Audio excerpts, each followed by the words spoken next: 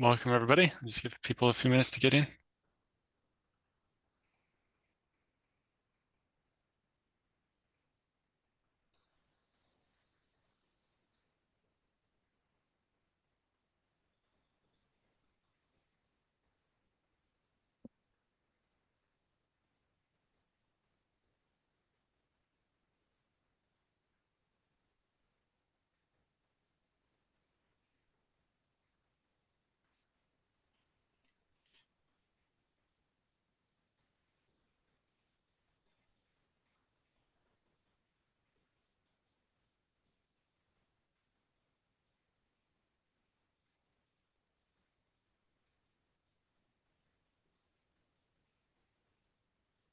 I guess, Brian, maybe do you want to start with a bit of an update on where we are with the 2.3? I know part of that is waiting on us, but just in general, maybe share a bit where you are. Yeah, sure. I can provide a quick update. Yeah, so one of the big features outstanding, you mentioned was the fast dedupe stuff. So I've finally made a full pass through that and reviewed it. So I actually just managed to approve that this morning. It looks like there's still some lingering bugs there in the CI to nail down in the last iteration. I posted on that this morning, but hopefully we can get those wrapped up and get that pulled in for inclusion in 2.3. So that's one of the big remaining changes there. There's still some ongoing work to get direct IO done. I'm still optimistic we'll be able to pull that in for 2.3. That keeps getting iterated on. So any additional testing people want to do or can do on either of these changes would be welcome. Beyond that, there's a bunch of bug fixes and whatnot that need to be reviewed and pulled in. I'm trying to pull together. And probably one of the bigger changes I just saw Rob open a PR for is possibly dropping support for older kernels. Now that RHEL 7 is no more, it's finally time. So we might want to have some discussion here actually about what that minimum supported kernel version should be moving forward. Yeah, I put that specifically on the agenda.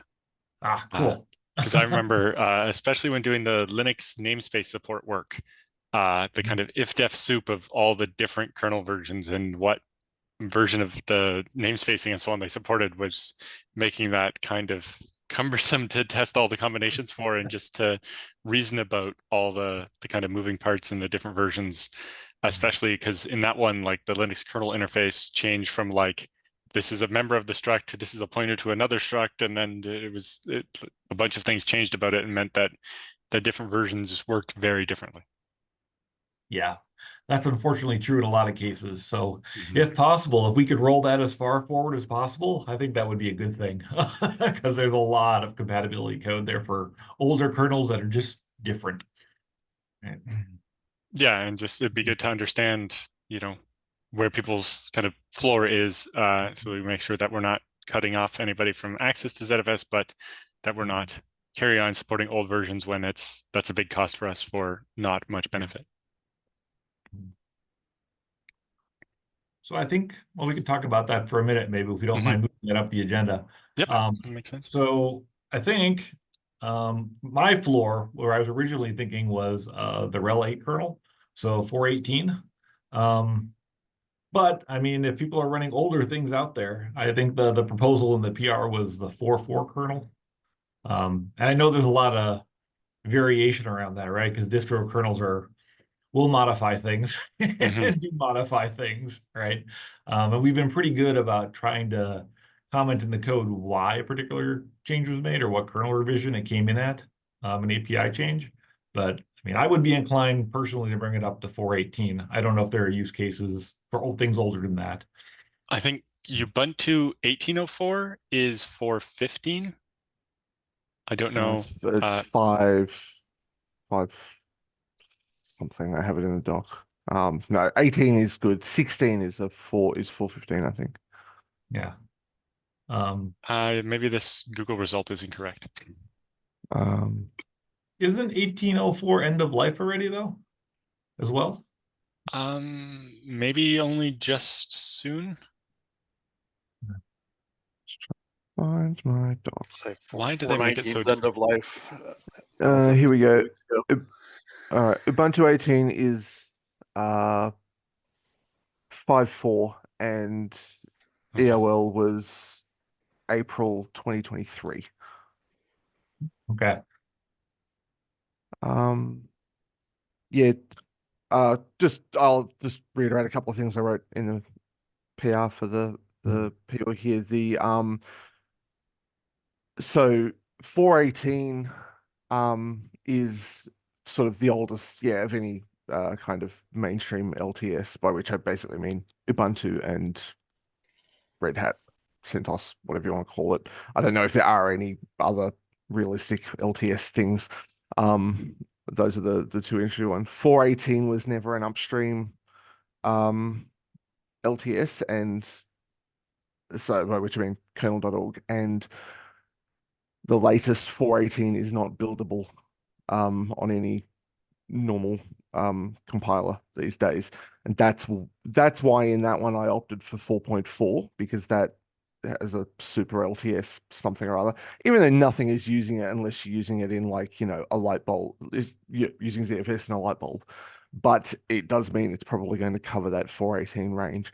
I mostly chose that as a not particularly controversial choice. I would much rather have it in the future.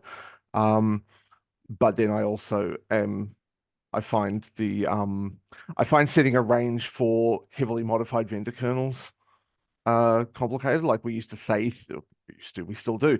We still say 310, but we cannot build on any upstream shaped 310 ever, and have not been able to for years. So is that really 310? And what does that mean for supporting 311 and 4.0 and whatever else? So, but if we're setting a range, then kind of whatever. The other option would be to say we support kernel.org LTSs, and the latest of these, significant LTS distributions, and I don't know, the last 2 years of kernel.org or something. Again, it's a bit harder to communicate. I don't think it's really that big a deal, but that's the only other idea I had. It's not that hard to keep it running. So that's all I got. I don't have a strong opinion. Just keep removing code. Endless march of progress. Yeah, absolutely. Let's go with the better. Yeah, I think we could do a much better job about being clear about like what's supported. And basically that boils down to like, exactly what versions are we testing, right? Because we have a range of kernels, right? But we only ever test on a particular subset of them ever. Mhm. And those are the distro kernels, right? Which are already modified to some degree. So I think it's probably a good idea to, be clearer about exactly what we're testing and then what range of kernels we think it will build on or it should build on, but haven't been tested. I'm not sure I heard a good case though for anything older than 4.18 necessarily. And just I don't believe so. yeah, yeah. I think in particular, anybody running a kernel that much older is probably running older ZFS too. So Yeah.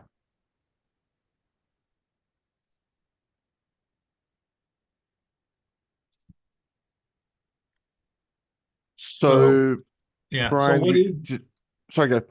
I was going to ask, like, do you know offhand what the oldest LTS kernel is near 4.18? Like you said, 4.18 wasn't LTS, but No, 4.19 is an LTS. okay.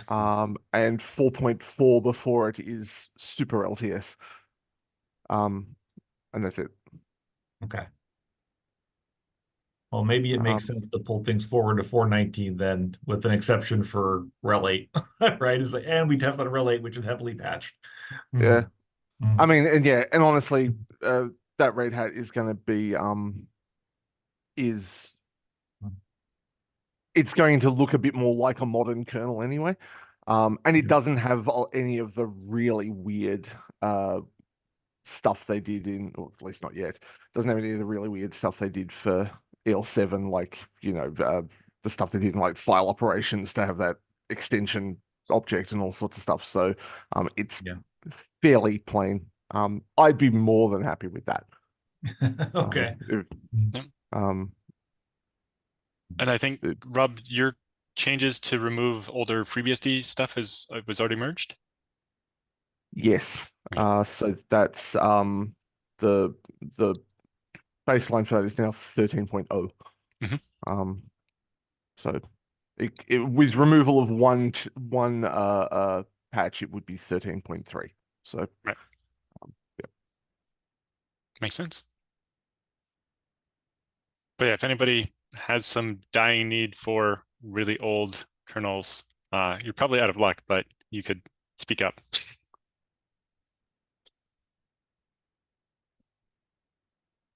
Okay, I think next on the agenda, Don, you wanted to talk about some interesting findings you had with Metaslabs and large records? Sure. Yeah, and the link for this meeting in my calendar is wrong, so I don't. Yeah, we'll get that fixed. Okay. So yeah, so we had some observations with when you're doing 16 meg record sizes, and we were seeing the customer seeing spikes in the QS times, and we looked underneath the hood, and it looks like it was ganging and other things going on. So one thing, so I first looked at it and was like, oh, this is interesting because for our 16 meg, and they had compression off, so 16 meg logical requests, we're actually allocating 20 megs. And then you start to look at the code and that's like, oh, there's just like, how far we're going to scan forward? And it's like, we're going to only scan forward 16 megs, but I want 20 megs, in my current allocation. So that trips, that's not fatal. But another observation I saw when I was sort of trying to reproduce it was that we only fill the Metaslabs half full when we're stuffing 16s in there, or 20s actually. And then we move on. And then we come back around the second pass, we fill them a quarter full, so there's like something about it leaving kind of early with what's going on. The most interesting thing I uncovered or I observed was that the weighting seems to be, ineffective. And we have this like weighting table where we take the histogram and we apply sort of a weighting to it. And for 16 meg, it's like it says 0. It's like, so we just like don't consider 16 meg at all. But if I'm trying to allocate 20 megs, I get a fragmentation score often of 0, and all the Metaslabs are sorting kind of similarly, but some have way more space, in terms of for a 20 meg allocation. So I don't have any actual actionable stuff, but I'm thinking the weighting system, we need to maybe reconsider that. Maybe have 2 weights, one for bigger allocations, or maybe change the weighting table to accommodate bigger Mhm. sizes now that we have support for 16 meg blocks. And then like the search forward, that should probably be consider the size that you're requesting. If I'm searching for 20 megs, 16 meg cutoff doesn't make sense. But so we could do some multiple of the size you're requesting as a another way to constrain searching forward. Let's see what else. Did you have something, Matt? We're not getting your audio. We don't hear you. Oh, you can't hear me? Now we Can can. you hear me now? Now I can hear you. Okay. You're very quiet now. The all that stuff was really designed with smaller blocks in mind, Mhm. and probably tested with smaller blocks in mind. And so it's not too surprising if maybe it doesn't work great with the larger blocks that you're looking at, especially above 16 meg, because we were probably thinking, oh, 16 meg is the biggest block size, but obviously it's not the biggest allocation size.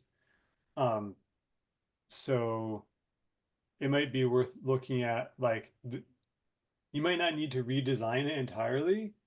If it's still working well for the small block sizes, it might just be like, oh, there's some little oversight and we need to tweak it to make it do the same kind of stuff it does with small blocks, but also with big blocks, rather than like necessarily adding and like a whole nother mechanism. It might be more like we need some bug fixes to the current code. Yeah, I see some low hanging fruit where like the weighting table multiplying by 0 for 16 megs seems, maybe we should go out to 32 megs since we need to satisfy a 16 meg size. With RAID Z, you're going to be bigger than 16. So yeah, I'll do those tweaks and report back on how effective they are. The other idea I had was like for the ZIL, we have like a dedicated Metaslab. We just say like the first Metaslab is dedicated. And I was thinking along those same lines, maybe we could have like when we start searching, reserve like the first 2 gigs or some thing for smaller allocations, and then put the bigger ones later. So we try not to commingle them. When just give the block picker, better chances of or less chances of fragmenting, I suppose. Yeah, something along those lines could make sense. Yeah. So it's sort of tweaks to get it to be more friendly to big allocations, but at the same time realize that we're always going to have indirect blocks and other metadata that we need to put in there. This particular case was interesting because there was no compression. So we're allocating these big things. And so like over time, it shouldn't get bad because, we free the big things. But it was commingling the data. So that's what I'm trying to avoid, that commingling aspect, to that give it long-term, better. You could use the special small block device type to achieve that. And so you might do something kind of similar to the reserve Metaslab for ZIL and be like, well, let's reserve a few Metaslabs and treat them as the same way that we treat the special small block device if you haven't provided one. You kind of have that work similarly. The challenge, of course, is that with the ZIL, like you kind of know that 1 Metaslab per disk is going to be plenty, but you don't know that for small blocks. Yeah, that was a trade I was thinking, like, do we dedicate Metaslabs to doing small things, or do we just like carve off a little bit and make the allocator a little more aware that we're doing 2 things instead of 1, generic thing? Yeah, I'd wondered before about even just like annotating a Metaslab as most of the allocations in this Metaslab are this size. So, if you're looking for this size, look here. And if you're looking for a different size, go pick a different one. Yeah, but the way it works right now is like, you're picking the group and things like that. But when you pick the Metaslab, you have a primary and secondary. So now if it's not in a different class, then it's like, it gets a little tricky. So I like the idea of putting in a separate class, and then you sort of you skirt that issue. I don't know if you could dynamically add more. Yeah, the challenge is just knowing how many to put in that class. And then we only happen to change that. But we only actually create the later Metaslabs, like they actually get allocated once we need to start filling them, right? Like when you start the pool, most of the ones at the end are not allocated at all. Yeah, correct? I mean,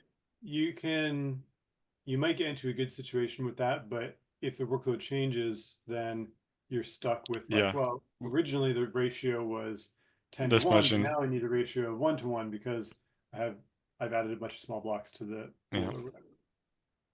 True.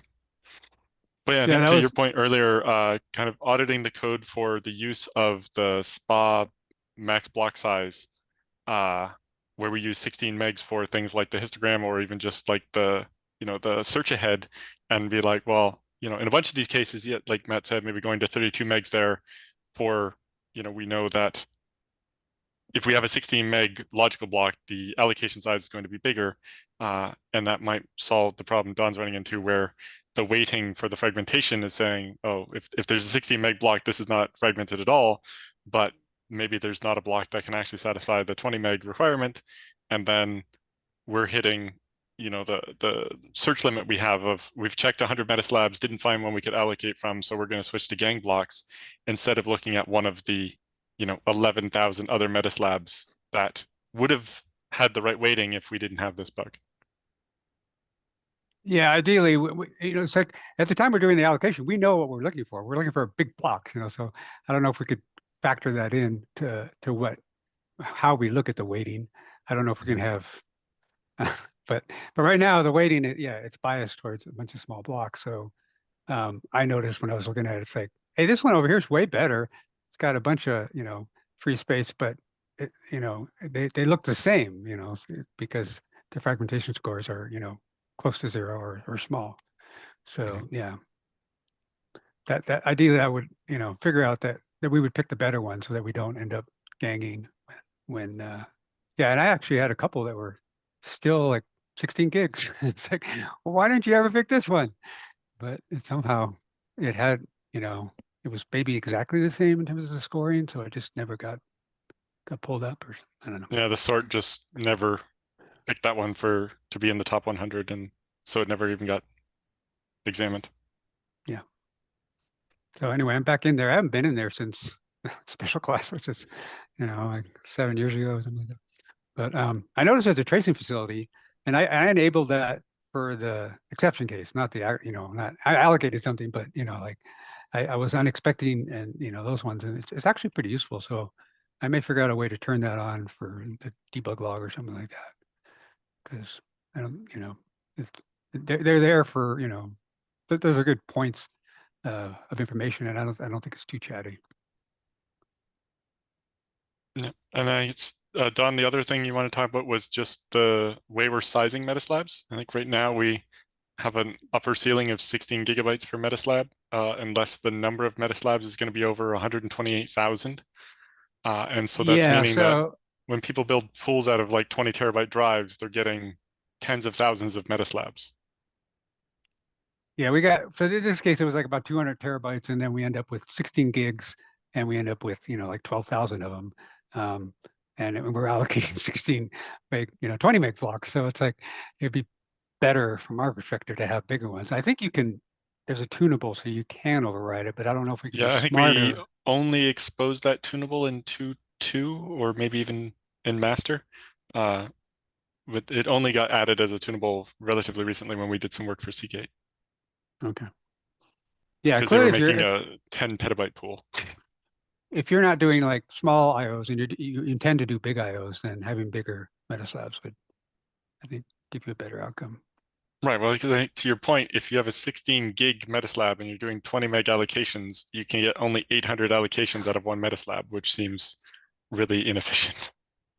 And especially the if you're going to overhead spend you're a lot of paying, time loading and unloading them and not searching through very many of them to find space, then you can get these problems. And if you're having to gang, you're getting that much less space efficiency too, and it can result in the pool holding less than you would expect. And that always confuses the users. Yeah, so I don't know what the best solution for making it pick bigger ones. I think the last time we changed that was in about 2017. Yeah, I don't know I think if that sounds like right. modern sizes, pool we might want to rethink that. Yeah, I think my pool that's older used 256 gig Metaslabs when it was created. But yeah, I think it was a change that came from Delphix in like 2016 or 17 that lowered the target maximum size. And it will go over that maximum size, but only if the number of Metaslabs gets ridiculously high. And I'm wondering, 128K, yeah. Yeah. If maybe what we do is when the number is getting high, we can alternate back and forth between doubling the maximum number and doubling the maximum size. The target pre-2017 was to have about 200 Metaslabs, and then it would choose a size based on how big your pool was. And maybe 200 is too small. But if it's going to be more than 200, then go up to 16 gigs. And if it's still going to be more, then allow 400. And if we're going to need more than 400, then go to 32 gigs each and kind of ping pong back and forth between doubling the count and the size of them until you find a kind of happy medium, instead of right now it's biased towards just do more until we have an insane number and then step up the size by double. And then only if we get an even insane number again, double the size. And I think it's maybe too far towards more Metaslabs instead of larger Metaslabs.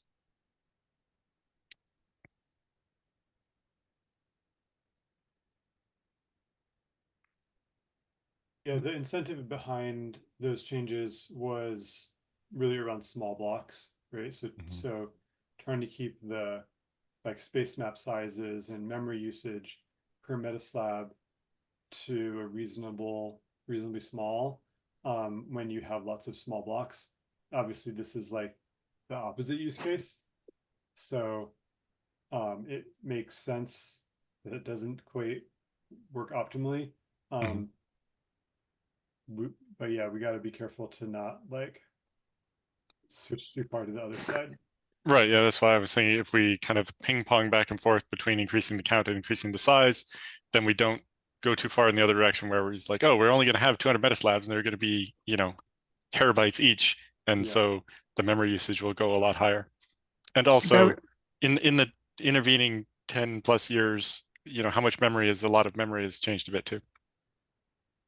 I was going to say, it's too bad we can't annotate the pool. Like, what do you intend to do with this thing? Because if I'm going to run a database on here, then yeah, we can, the numbers would be different than if I'm going to run streaming giant blocks, because Yeah. for the weighting, I can actually, the internal weighting, you could dynamically change that because you could see like the big allocations are occurring. So I can, adjust, but Metaslab size is fixed.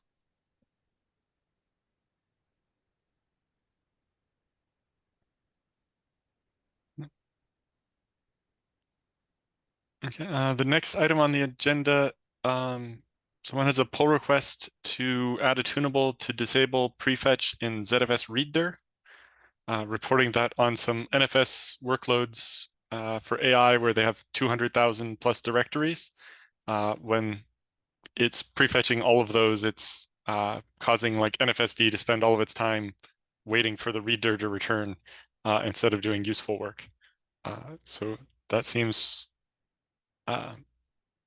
pretty sane, but we'd like to maybe have other people take a look at that and see what use cases it applies to, and outside of having a tunable to disable it, which makes sense for their use case, but are we doing something pathological that maybe we shouldn't be doing at all or anything like that? Yeah, there was some discussion in the bug. I happened to look at that one actually pretty recently, and I think there's a hook that we could register there called get name, or maybe we can do something a little bit more optimal because it's currently, falling back to some non-optimal case. And the patch in there improves the situation, but I think it's probably worth spending a little time to see if we can't implement a function that is even a little bit more efficient for this, right?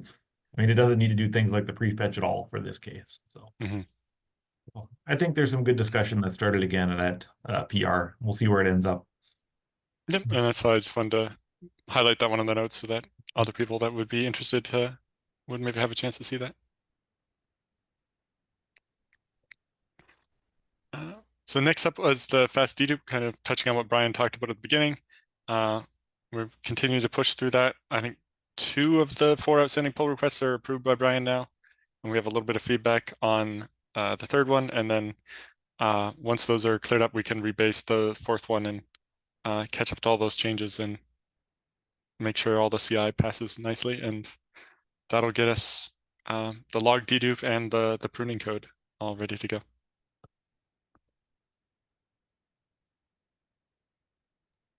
Yeah, that's pretty exciting. The only other thing I mentioned in the PR there is I think I'd like to, and you mentioned this too, I think in the original description, like merge them all at once. So it's nice that they were broken out into individual PRs, but I think we're going to want to merge them, as one big stack of changes when they're all signed off on. So Yeah, it was mostly just so they could be reviewed in slightly more manageable pieces. much appreciated. I guess to that end, did the kind of review guide that we wrote in the discussion section, was that helpful to kind of explain how the pieces fit together and so on? Yeah, I found it helpful. Yeah, I used it as a nice starting point to at least get my bearing for what I was going to expect to see when I pulled up the patches. So, yeah. Yeah, just mostly wondering about, if we're landing larger things in the future, is that kind of mechanism make sense? I really miss the feature that GitLab has when you can make a pull request based on an arbitrary other branch other than master, so that you can stack your pull requests and make them a little easier to read. And when you're looking at the diff in Git or on GitHub for the later patches in our stack, it has to include all the previous commits, and so you can't as easily see what's actually changing in this pull request. But maybe GitHub will get better someday. Yeah, that would be a nice feature to have. Either way, like you can still look at individual patches and Right, comment and individual on commits. GitHub. It's just not as nice, Yep. I guess, but doable.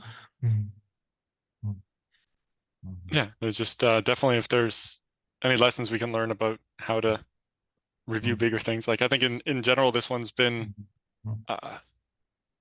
gone a lot quicker than, you know, RAID Z or BRT or some other things that normally taken years as pull requests before they go anywhere. But if there's lessons we can learn on how to make the process easier for reviewers, then we'd love to understand those. Yeah. I think this worked pretty well. I'd be interested in feedback from others. Some of the other nice parts of it too were being able to merge the non-controversial bits of it independently. That always helps. So you can bring in like this other change that's clearly a good idea that doesn't affect anything else. You know, that helps just to move the ball forward. Yeah, just I think the very first one was just moving some code around and updating some comments and so on to kind of explain how the old stuff worked that we learned while we were writing it, and just making things all be in the right place. And yeah, these are, you know, non-breaking changes that we can just merge separately.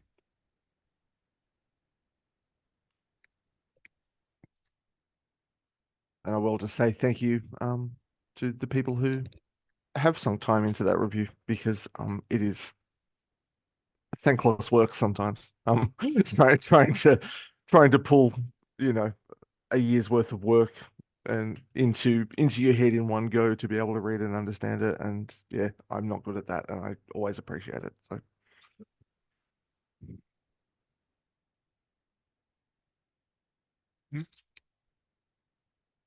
so the next item on the agenda, some arc stat resets. So somebody has a pull request that just resets 2 specific counters. I think having Alexander Moten mentioned, I think this clears an error from the arc summary script, which is probably not the right approach for solving this problem. Is the Python can probably just not always report the L2 arc is degraded just because it's ever reported an error. But the discussion in the PR raised the question of, you know, is it useful to be able to just reset all the stats about the arc or in the kstats and so on without having to unload and reload the kernel module? You know, I know sometimes in debugging, it'd be very handy to just reset those stats so that you can easily see how much new stuff has happened, or even just some, you know, when you're looking at the long-term values, like this machine's been running for years, so the average since boot is not helpful. Can I actually just reset all these counters? So it's not actually the patch in the PR, but in general, as a concept, would it be useful to have a way to kind of just, you know, write one to a certain parameter and have it reset all the kstats?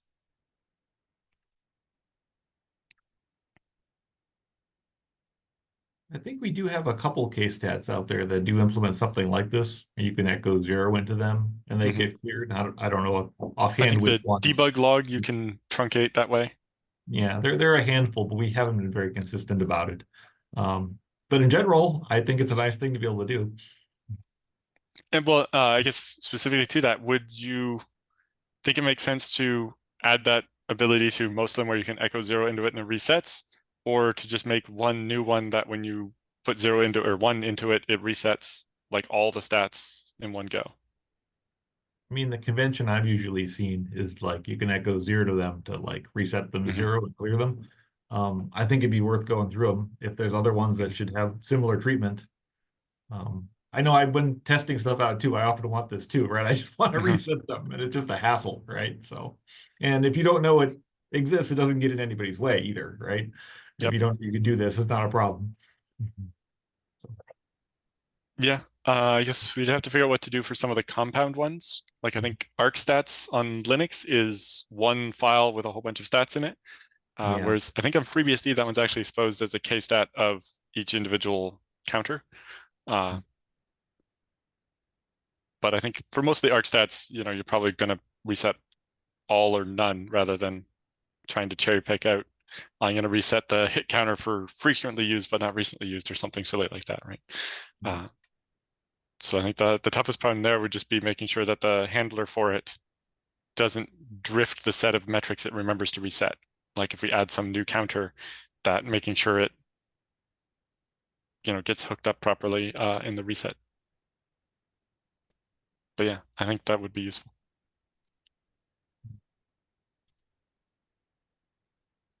The next item is somebody's got a PR to add an extra setting for the L2 arc. So right now you can control whether the L2 arc does recently used or not.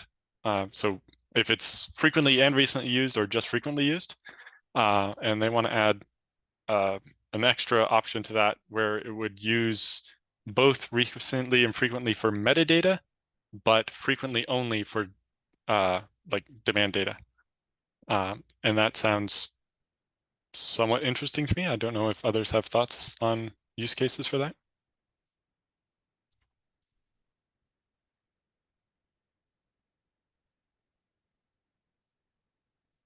So in general, the idea here is by excluding recently used data, you lessen the kind of the churn rate to the L2 arc, so that less of the stuff that's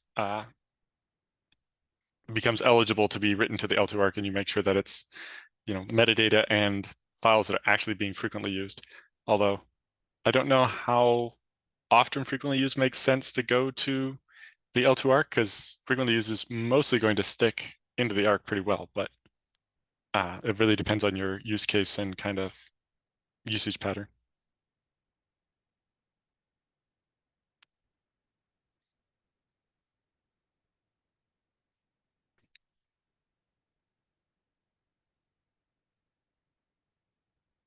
Yeah. The next one is scrub since previous scrub. So this is a reduced version of PR we've talked about before, where we let you scrub an arbitrary range, and we're still working on a version of that where you can specify, you know, a human readable amount of time, like scrub everything that's changed in the last 2 days or something, and coming up with a mechanism to figure out the approximate transaction group number of what 2 days ago means. But in the meantime, this option adds, I think it's zpool scrub capital S or something. I forget what the flag is. But basically, when a scrub completes, we have in the log the transaction group number of when the scrub completed. And so this allows you to basically do a scrub of every block that has a birth time later than the last scrub. So every block that's never been scrubbed. It's kind of allowing you to do an incremental scrub to try to maybe bridge the gap on, especially, you know, we see some production pools that are very, very large and take, you know, a week or more to scrub. Being able to just verify all the newly written stuff on a more regular basis and then do the whole pool scrub, you know, once a quarter or something is very useful.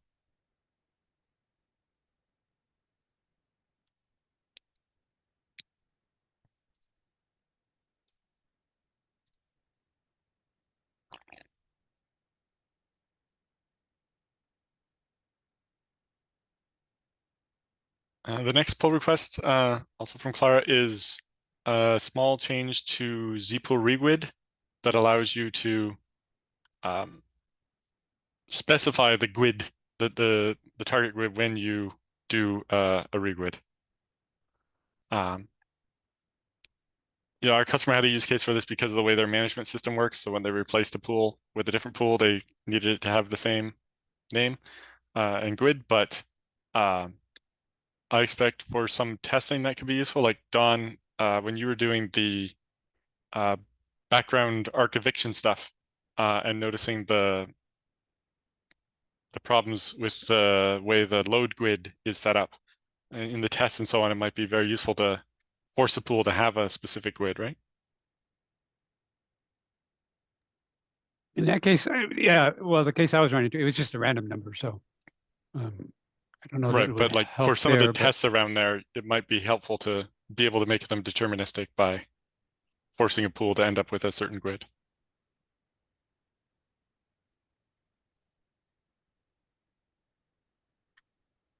Yeah, you can give your pool your favorite number for its GUID. Sounds a little bit like a bad idea that when you put it like Yeah. that, but yes.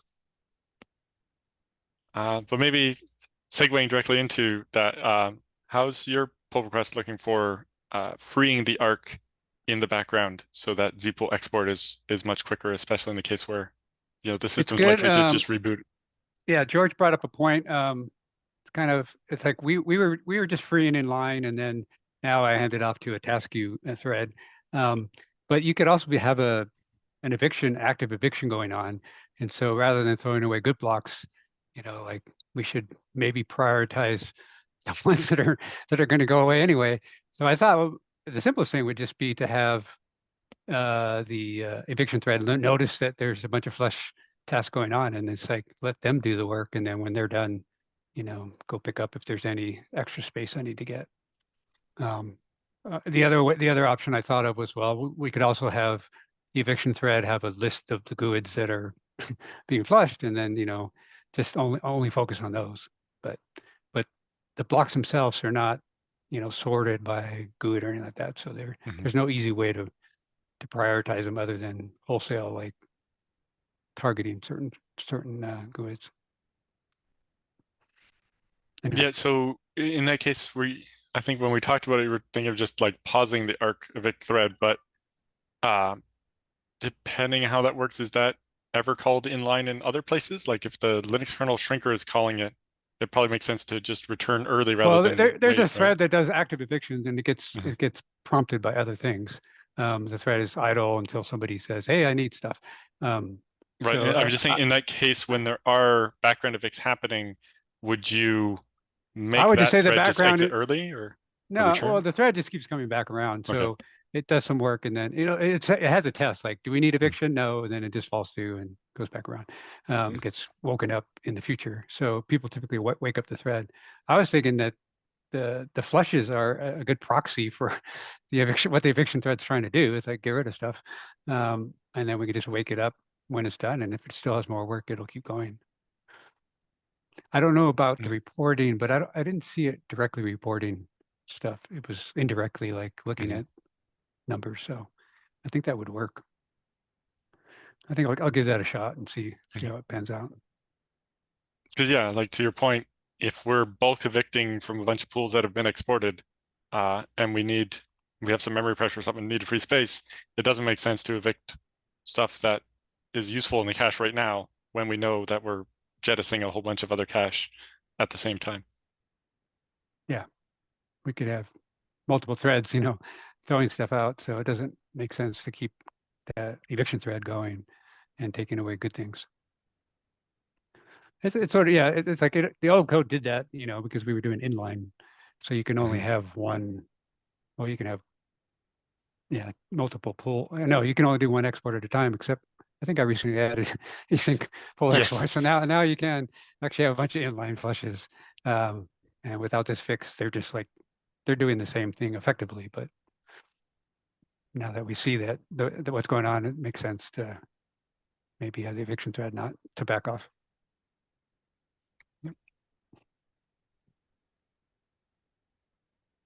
And then Matt, you wanted to talk about the Dev Summit?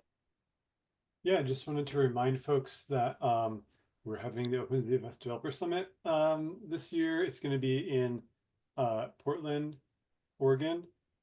Thanks to Michael Dexter for helping to organize it. And the call for presentations is open now. So the deadline is exactly a month from today, September 13th.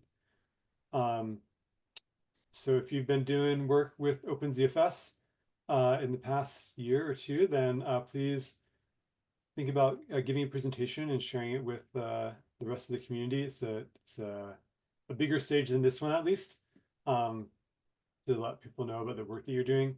If you're interested, send me an email with a presentation proposal, and we'd love to see you there.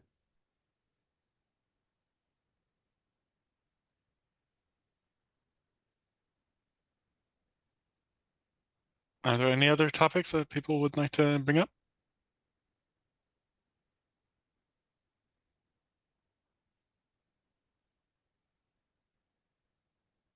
Maybe, Jorgen, do you have an update? It's been a while since we've seen you. Yeah, it's been a while, I guess. Yeah. No, there isn't too much to say. I've spent the last 6 weeks fighting with ChatGPT trying to get the Windows mounting code to work better. But because Windows doesn't really mount things, it's a bit different. But we're slowly getting there. And then once Windows is stable again, we're gonna go back to Mac OS because Apple released the userland file system driver. So we're gonna have to take a stab at that and see how that goes, if we can even get close.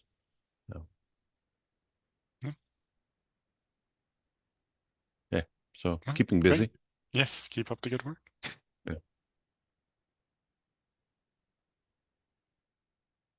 All right. Was there anything else anybody wanted to bring up?